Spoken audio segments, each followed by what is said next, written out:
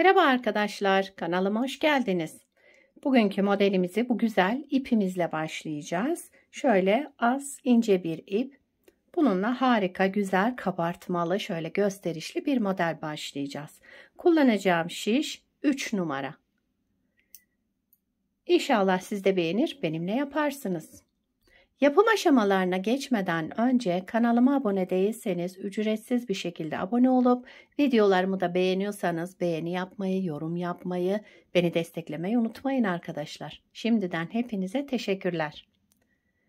Dilerseniz yapım aşamalarına geçelim.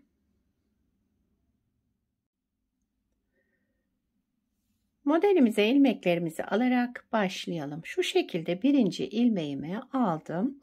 Bu model için ilmek sayısı 10 ve onun katları artı 3 ilmek ekleyeceğiz sonuna. Yapacağımız örgüye göre ilmek sayımızı bu şekilde ayarlayıp modelimizi kurabiliriz. Ben şöyle 2 model üzerinden anlatacağım. 2 model için 20 ilmek, sonuna da 3 ilmek ekleyeceğim. Toplamda 23 ilmeğe ihtiyacım var. 23 ilmekle modelimi kurmaya başlayabilirim. Şöyle hemen sayalım ilmeklerimizi. 1, 2, 3, 4, 5, 6, 7, 8, 9, 10. 11, 12, 13, 14, 15, 16, 17, 18, 19, 20, 21, 22, 23. Bir tane fazla olmuş. Şu anda toplamda 23 ilmeğim var şişimde. 23 ilmekle modelimi kurmaya başlıyorum. Modelin birinci sıra ön yüzündeyim. Kenar ilmeğimi örmeden aldım. Kenar ilmeğinden sonra bir ilmek düz ördüm. Bir ilmek doladım. Devamında 9 ilmek ters örüyorum. Haroşa yapacağım bu ters ördüğüm yeri. Burada 9 ilmek ters yapıyorum.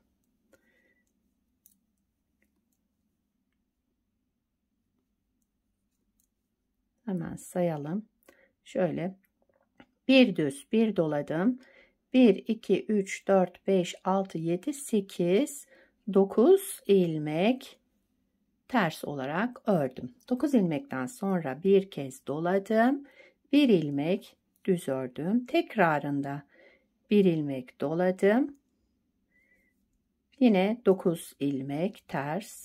1, 2, 3, 4, 5, 6, 7, 8, 9 ilmek ters ördüm. Bir doladım. Bir ilmek düz ördüm kenarda. Daha sonra kenar ilmeğimi ördüm. İki modeli bu şekilde kurmuş oldum şöyle. Örgümüzün arka yüzündeyiz. Kenar ilmeğimi örmeden aldım. Bütün ilmeklerimi ters olarak örüyorum.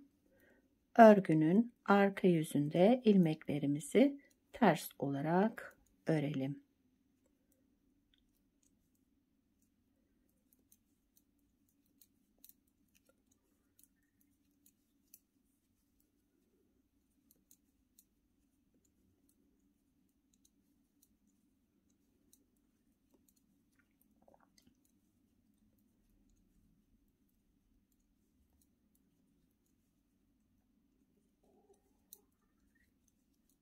Evet. Sıra sonuna kadar ters ördüm. Kenar ilmeğimi de ördüm.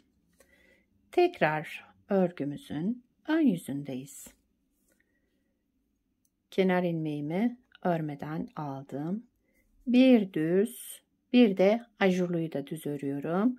2 düz oldu şimdi ilmeğimiz burada. Bir ilmek doladım. Devamındaki 9 ilmeğimi ters olarak ördüm.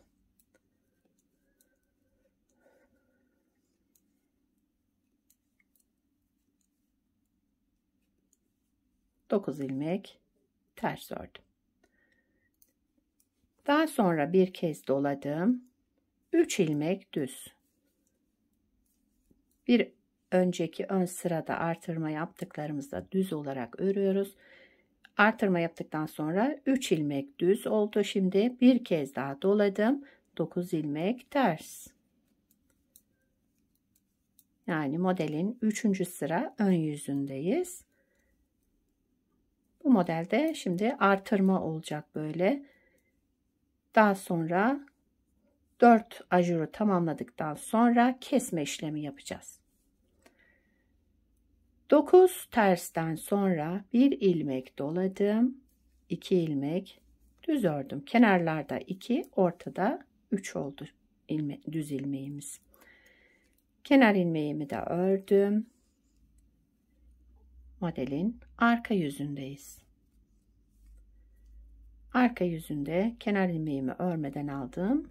Bütün ilmeklerimi ters olarak örüyorum sıra sonuna kadar.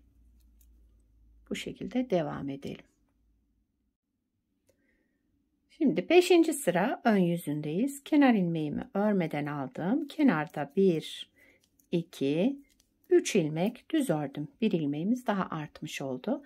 Daha sonra bir ilmek doladım. Devamındaki 9 ilmeğimizi ters örüyoruz. Bu haroşalı kısmı hep ters örerek yapıyoruz.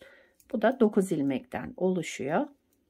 Artırma olan yer düz ilmeklerimiz oldu şimdi.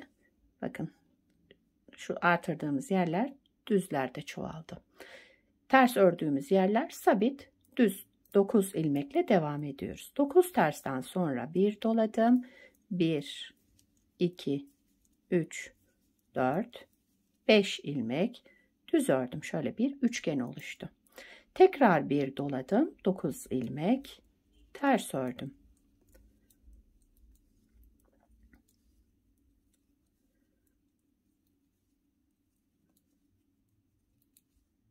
Dokuz tersten sonra bir doladım. 1, 2, kenarda 3 düz ilmek ördüm. Bir de kenar ilmeğimi ördüm. Modelin arka yüzünde yine ilmeklerimizi ters olarak örüyoruz. Kenar ilmeğimi örmeden aldım. Bütün ilmeklerimi ters örüyorum. Sıra sonuna kadar böyle devam edelim. 7. sıra ön yüzündeyim. Kenar ilmeğimi örmeden aldım. Kenarda 1, 2, 3, 4 ilmek düz ördüm. Bir doladım. Devamındaki 9 ilmeğimi ters ördüm. Artırma yapıyoruz. Kesmeyi 9. sırada yapacağız. 9. sıra ön yüzünde bu haroşalı kısmımızı toplayacağız arkadaşlar. Şu anda ilmeklerimiz her sırada artarak devam ediyor. 9 ilmek tersten sonra bir doladım. Bakın şöyle ajurlu kısma geldim. 1, 2, 3, 4, 5, 6, 7 ilmek düz ördüm. Bir doladım. 9 ilmek ters ördüm.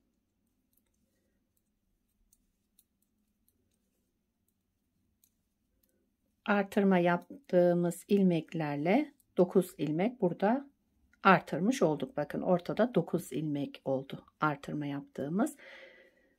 Bir sonraki sırada yani ön yüzünde onları keseceğiz tekrar.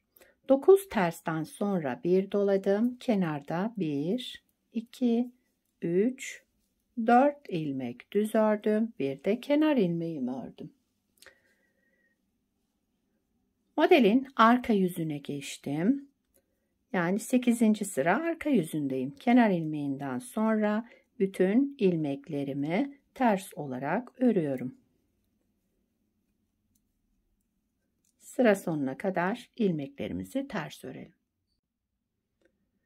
Evet, 8 sırayı tamamladım. Bakın ilmeklerimiz arttı. Burada 9 ilmek tersimiz var. Ortada da 9 ilmek düz oldu artırmalarımızla. 4 ilmek ajur yapmış olduk. 1, 2, 3, 4 yerde artırma yaptık. Yani 4 sırada. Bu şekilde.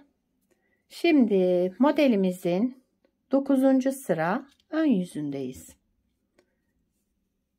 Kenar ilmeğimi örmeden aldım. kenar ilmeğinden sonraki 1, 2, 3, 4, 5 ilmek ters ördüm. Kenar ilmeğinden sonra 5 ilmek ters ördüm. 1 doladım. Daha sonra bu 9 ilmeğimin hepsini toplayıp tek ilmek yapacağım. Onun için de burada tığ kullanıyorum. 9 ilmeğimi tığıma aldım. 2, 3, 4, 5, 6, 7, 8, 9 ilmeğimi tığıma aldım burada. 9 ilmeğin içinden şöyle ipimi geçirdim ve tekrar şişime taktım. Bu şekilde yaparsanız daha çabuk toplarsınız. Şişle toplamak biraz uğraştırıyor arkadaşlar. Şöyle ipimi iyice sıkıladım. 6 ters ilmek ördükten sonra bir kez artırma yapmıştık. Daha sonra 9 şu haroşalı 9 ilmeğimizi topladık. Tek ilmeğe düşürdük. Artırdığımız ilmekleri de burada hepsini kesmiş olduk. Devamında bir kez doladım. Şöyle sıkılayarak bir kez artırma yaptım. Şimdi 9 ilmek ters örüyorum. Bu düz olan kısmı ters öreceğim. 1, 2, 3, 4, 5, 6, 7, 8,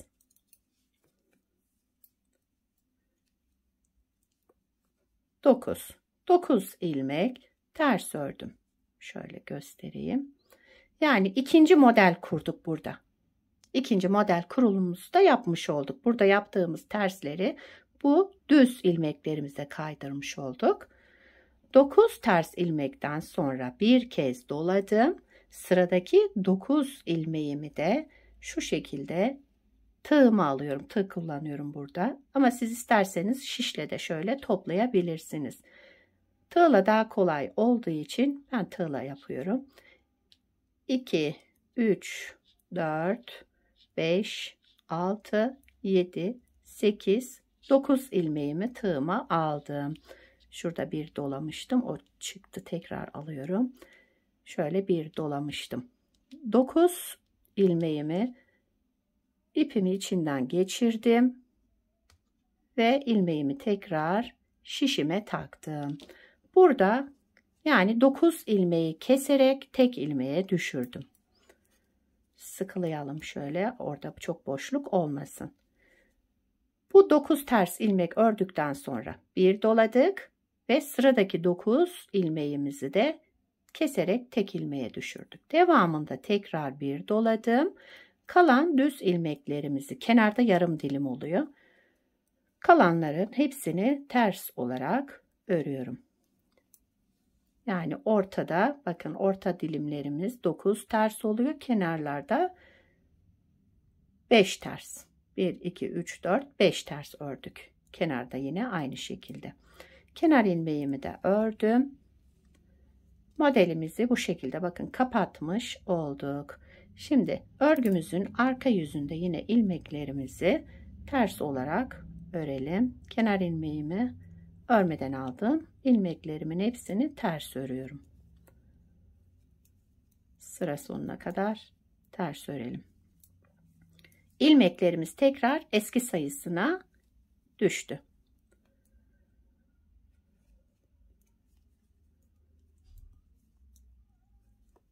Model böyle devam ediyor arkadaşlar. Yani 8 sıra artırma yapıyoruz. Ön yüzünde artırma yapıyoruz sadece. 4 ajuru tamamladıktan sonra haroşalı kısmı toplayarak tek ilmeğe düşürüyoruz. Modelimiz oldukça kolay. Yani anlaşılmayan yerde olursa videoyu tekrar baştan da izleyebilirsiniz. Bu ikinci modeli de tamamlayalım yine beraber. Video biraz uzun olacak ama model biraz aşamalı. Evet, şöyle bakın. Dilimler ve şöyle kabartmalar oluştu. Örgümüz böyle. Şimdi bu kabartmaları ortaya kurmuş olacağız. Şöyle göstereyim. Evet, örgümüzün ön yüzündeyiz. Kenar ilmeğimi örmeden aldım. Kenarda 1, 2, 3, 4, 5 ilmek ters ördüm. Kenarda yarım olduğu için 5. Devamında 3 ilmek düz. 1, 2, 3. 3 ilmek düz ördüm. Bir doladım. Burada dolama yapmamıştık. Tekrar onu baştan alıyorum arkadaşlar. Unutmayalım. 5 ters ilmekten sonra bir kez şöyle artırma yaptım. 3 ilmek düz ördüm. Devamındaki. Tekrar bir artırma. 9 ilmek ters. Bu tüm dilim oluyor. Ortadakiler, kenardakiler yarım dilim olarak çalışacağız.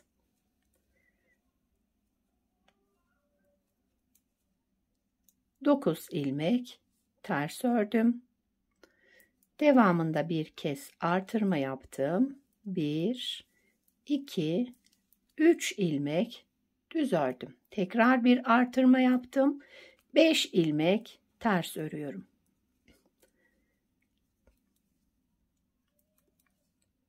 Beş ilmek ters, kenar ilmeğimi de ördüm. Şu şekilde şöyle. Arka yüzüne geçtik modelin. Kenar ilmeğimi örmeden aldım. Bütün ilmeklerimi ters olarak örüyorum. Sıra sonuna kadar ilmeklerimizi ters örelim. Modelin ön yüzündeyiz. Kenar ilmeğimi örmeden aldım. Sıradaki 5 ilmeğimi yine ters örüyorum. 1, 2, 3, 4, 5 ilmek ters ördüm. Devamında bir doladım.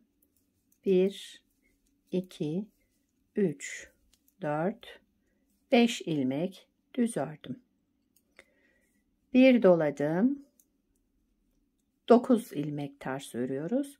Bütün dilimleri 9, kenarlarda yarım olduğu için 5 olması gerekiyor. 9 ilmek tersten sonra şöyle bir doladım. 5 ilmek düz. 4, 5 ilmek düz ördüm. Bir doladım. Kenarda 5 ilmek ters. Kenar ilmeğimi de ördüm. Ön yüzünde bu şekilde yaptık. Burada da 3 ajurumuz oldu. 4. ajurdan sonra tekrar şöyle bakın 1, 2, 3, 4 sıra haroşa oluştuktan sonra buradaki haroşa kısmımızı da kapatacağız. Şu anda 3. haroşa sırasını yaptık. 4'ten sonra kapatacağız. Modelin arka yüzündeyim. Yine ilmeklerimi ters olarak örüyorum.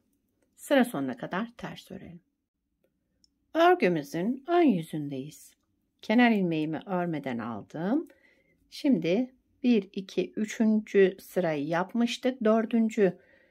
haroşa sıramızı da yapıyoruz. 1, 2, 3, 4, 5 ilmek ters ördüm.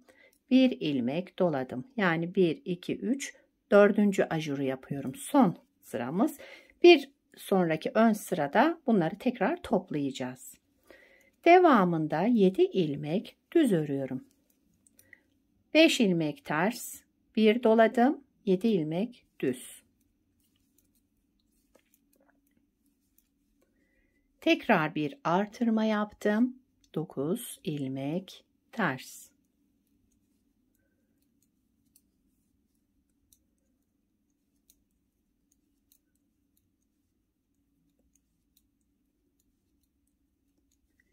Bir kez artırma yaptım. Devamında 7 ilmek düz.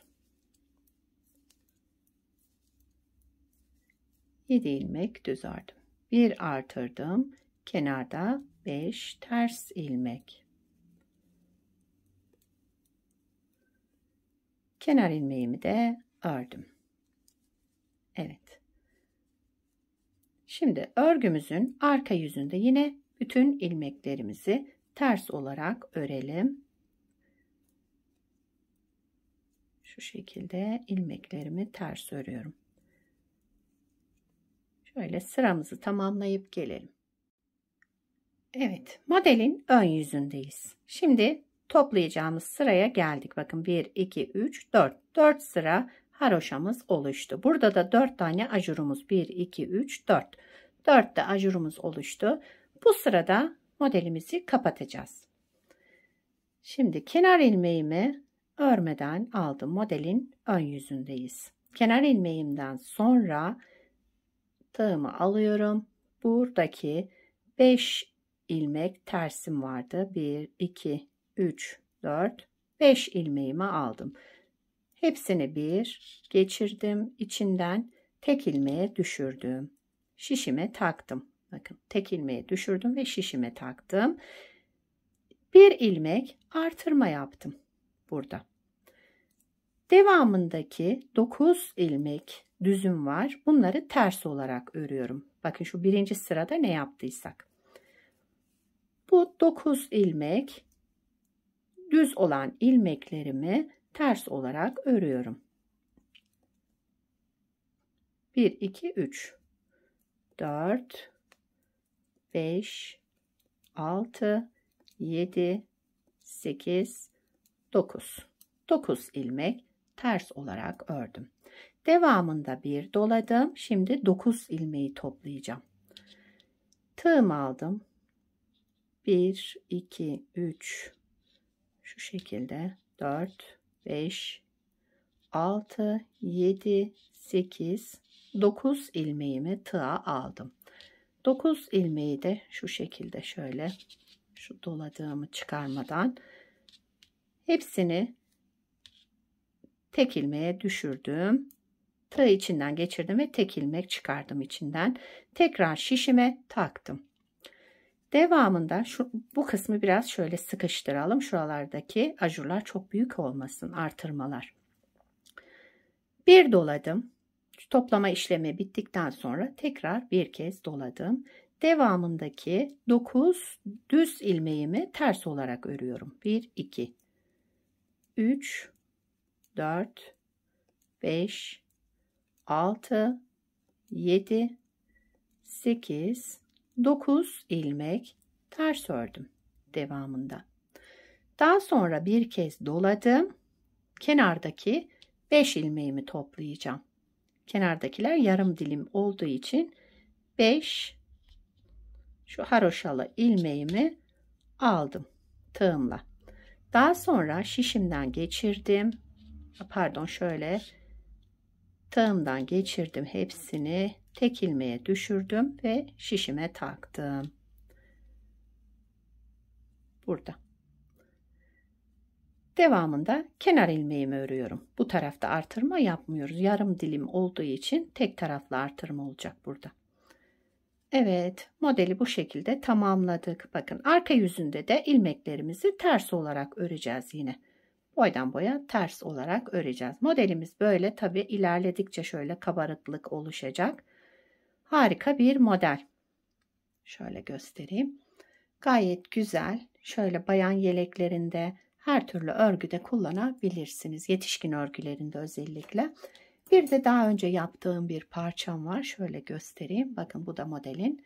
Şöyle 3 kez kurmuş oldum. Bunu beraber yaptık. Şöyle. Evet. Bugünkü modelimiz de buydu arkadaşlar. Gördüğünüz gibi şöyle gayet güzel, kabarık kabarık duran bir model. Modelin arka yüzü de bu şekilde. Bu modeli ince iplerle yapmanızı öneririm.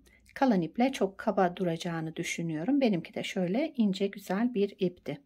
Bu da Himalaya'nın ihraç fazlası ipi. Evet. Modelimiz böyle arkadaşlar. Şöyle göstereyim. Harika bir model.